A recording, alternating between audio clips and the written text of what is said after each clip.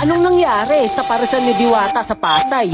Yung dating dinudumog na sobrang daming tao, ngayon tinutulugan na lang. At halos mabibilang mo na lang sa daliri mo yung mga kumakain. Lumipas na nga ba talaga ang trend sa Parisan ni Diwata? Alright mga kayami, so ngayong araw na ito ay andito tayo ngayon sa Diwata Paris Overload dito sa main branch nila dito sa Pasay. At ngayong araw na ito ay titingnan natin kung totoo nga ba yung ibang mga pinopost ng mga so-called vloggers dyan, kung talaga nga bang kumukunti na nga ba ang tao. At tingnan rin natin kung nag-improve ba ang lasa ng mga pagkain dito ni Diwata, lalo na yung Paris Overload niya. Kasi nung huli natin tikim, yung lasa ng kanyang Paris Overload ay hindi talaga sa akin pasado. No? Pero let's see kung may pagbabago ba.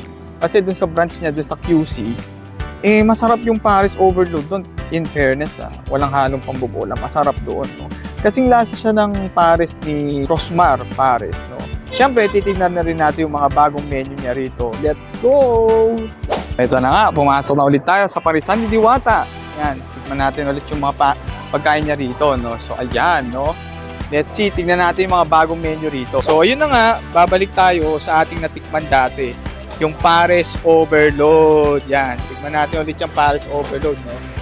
Ito pa rin ibang menu. Oh. Yan. Oh. So, paksiw yan. Ito nga, titigman na nga natin yung Paris dito sa Pasay. No? Kasi yun, yung inasal, titigman natin yan. No? So, ngayon presyo na nito ay 120 na pala. Dati siya 100. Ano? Only rice, only soup, at saka isang drinks lang, no? Tama, no? Ito rin, ganun din.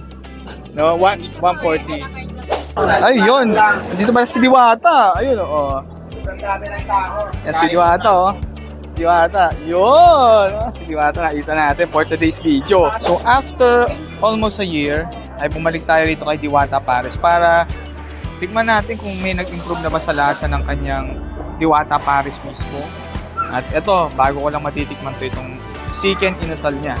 So, tara, chicha tayo. Kasama ang isang free soft drinks. Itong Paris Overload ni Diwata, ito na lang tira, no? So, konti na kung mapapansin nyo, no? Actually, honest to goodness, no? Nag-improve na yung lasa ng kanyang Paris, no? Hindi na siya gaya ng last year na merong sipan yung lansa. Ngayon, goods na yung Paris niya. Nag-improve na, no? So, kung gusto dyan kay Diwata, no? So, itong inasal niya, no? Manamis-namis siya. Para siyang lasa ng tosino. Sakto lang yung lasa niya. Hindi siya yung may something na engrande na pag tinikman mo, talagang mapapawaw ka. Pwede na. Ayan, no? So, yung first time na bumisita ako rito, that was last May. So, talagang iba talaga yung panlasa ko noon. Nung natikman ko yung Paris Overload ni Diwata, talagang hindi talaga siya pasado sa akin. Pero ngayon, no, iba na yung in-improve ng lasa. So, may halintulad mo siya sa lasa ng sa QC. So, I would say right now, yung Paris ni Diwata ay sabihin natin na standardize niya na. So, hindi na yung kalat-kalat yung lasa niya. Yung lasa rito sa Pasay, iba. Yung lasa sa QC, iba.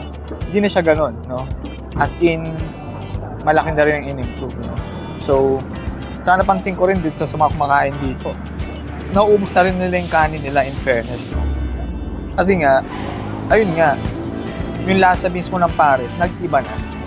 Kasi, di ba nga, para malaman mong masarap ang isang pagkain, isa sa mga criteria dyan, dapat nauubos yung pagkain kinakain, no? So, gaya niyan, no?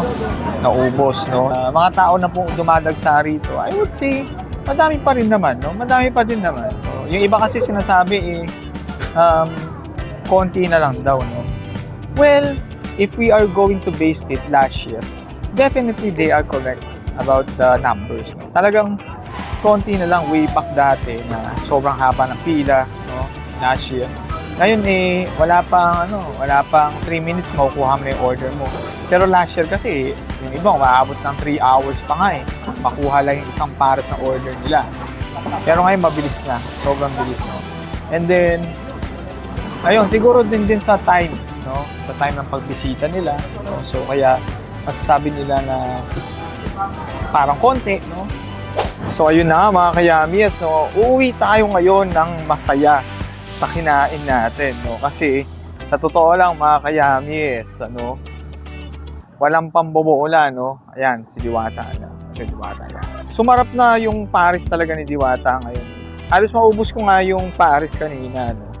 Although, yes, nag-improve yung lasa ng Paris ni Diwata, pero syempre, yung improvement na yun, huwag kayong mag-expect na super sarap nung Paris nga ni Diwata, no?